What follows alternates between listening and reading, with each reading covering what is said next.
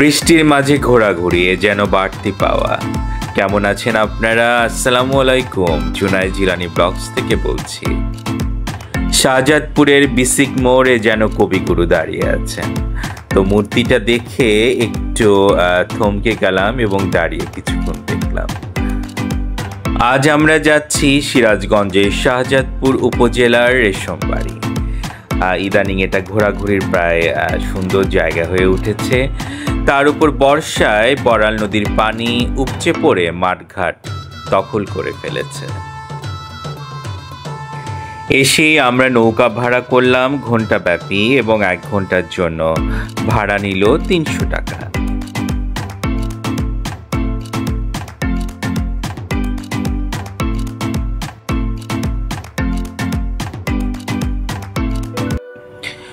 এটা হচ্ছে বিশাল বড় গোচারণ ভূমি, প্রায় 1400 একর জায়গা ব্যাপী তার বিস্তৃত। বছরের 3 মাস বর্ষায় ডুবে থাকে এবং 9 মাস শুষ্ক মৌসুমে এখানে গোচারণ ভূমি হিসেবে এই জায়গাটা ব্যবহার করা হয়। ভরা বর্ষায় নদীর পানিতে গোচারণ ভূমি ডুবে গেছে, তবে বর্ষার একটা আলাদা সৌন্দর্য ফুটে উঠেছে। এখন খুব সুন্দর নৌকা চলে, আর আমরাও সবাই নৌকাতে ঘুরছি এবং অনেক দিন পর গ্রামের এই সৌন্দর্য দেখে আমাদের সবারই বেশ ভালো লাগছে।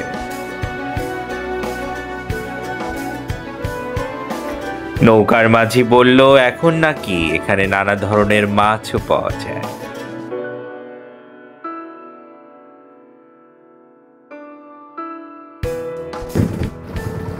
একটু ভিডিও করতেছি। আমরা কোথায় যাচ্ছি? রেশমবাড়ি।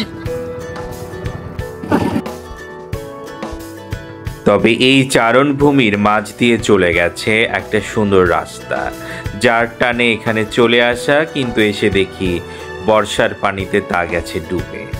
তবে তাও ভালো লাগছে যে আমরা নৌকাতে খুব সুন্দর এখানে ঘুরতে পারছি।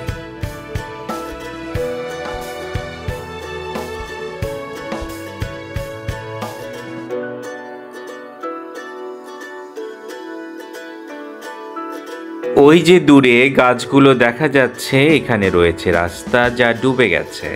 তবে গাছগুলোর উপরিভাগটা দেখতে কিন্তু খুব ভালো লাগছে।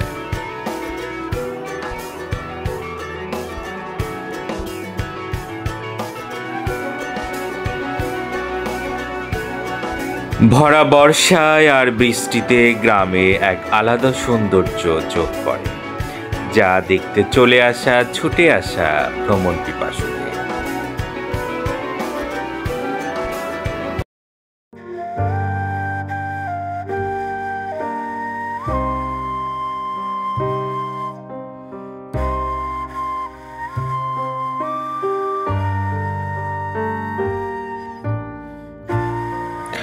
যদি নীরবে থাকেন তাইলে এমন ভালো লাগায় হয়তো লিখে ফেলতে পারবেন কত গল্প আর গান।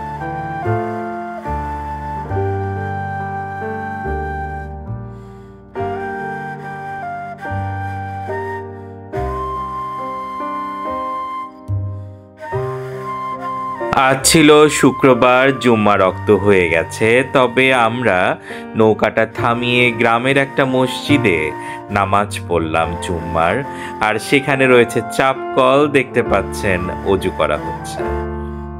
তবে অনেক দিন পর এমন চাপকল দেখলাম। নামাজ শেষ করে আবার ফিরতেই শুরু হলো সেই বৃষ্টি। মানে এখন সবাই ভিজে একাকার, অনেকে নৌকার মাঝে আশ্রয় নিয়ে আছে গুটিসুটি হয়ে। তবে আমার খুব ভালো লাগছে। দেখেন কত সুন্দর লাগছে যখন বৃষ্টির পানিগুলো এই পানিতে পড়ছে, নদীতে পড়ছে, একটা আলাদা সৌন্দর্য। কচুরিপানা সবকিছু মিলে যেন এক আলাদা একটা মুহূর্ত এখানে কাজ করছে। মনে হচ্ছে এমন রূপ দেখতেই হয়তো অনেক বছর অপেক্ষা করেছিলাম।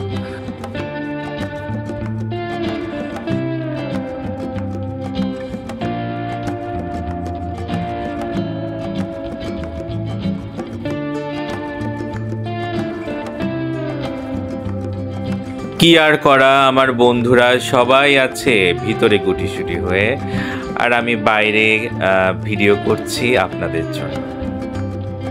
আর কতদিন আপনাদের বলে যাব একটু সাবস্ক্রাইব করেন, তবে প্লিজ সাবস্ক্রাইব করবেন। আবারও কিন্তু অনুরোধ, এত সুন্দর রূপ দেখছেন, এত সুন্দর নদী দেখছেন, আশা করছি আপনাদের ভালো লাগছে। তো গত কয়েকটি সিরিজ আমাদের সিরাজগঞ্জের উপর দিয়ে গেল, তবে আজকে সিরাজগঞ্জের সিরিজের ছিল শেষ পর্বটি।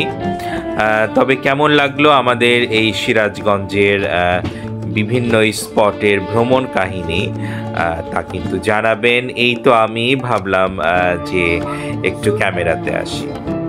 সবাই অনেক বেশি ভালো থাকবেন আর ঘুরবেন, সমগ্র বাংলাদেশের এই রূপ আপনাকে মুগ্ধ করবে। আল্লাহ হাফেজ।